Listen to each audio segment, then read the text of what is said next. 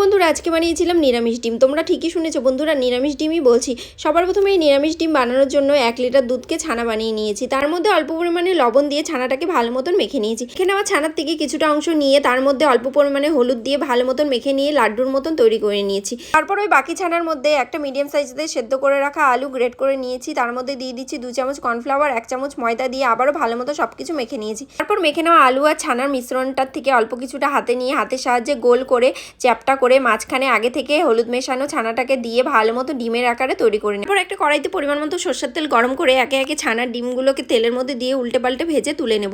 তারপর ওই বাকি তেলের মধ্যে গোটা গরম মশলা, তেজপাতা, গোটা জিরে ফোড়ন দিয়ে বেটে রাখা মশলাটাকে দিয়ে দেবো গুঁড়ো মশলা দিয়ে ভালো মতন মশলাটাকে কষিয়ে নিয়ে তারপর কাজু বাটাটাকে দিয়ে ভালো মতন কষিয়ে নিয়ে 1.5 কাপ জল দিয়ে ঝোলটা ফুটে উঠলে আগে থেকে ভেজে রাখা ডিমগুলোকে দিয়ে ভালো মতন আবারও ফুটিয়ে নেব। তারপর অল্প পরিমাণে চিনি, ঘি, গরম মশলা দিয়ে নামিয়ে নিলে আমাদের নিরামিষ ডিমের রেসিপি পুরোপুরি তৈরি।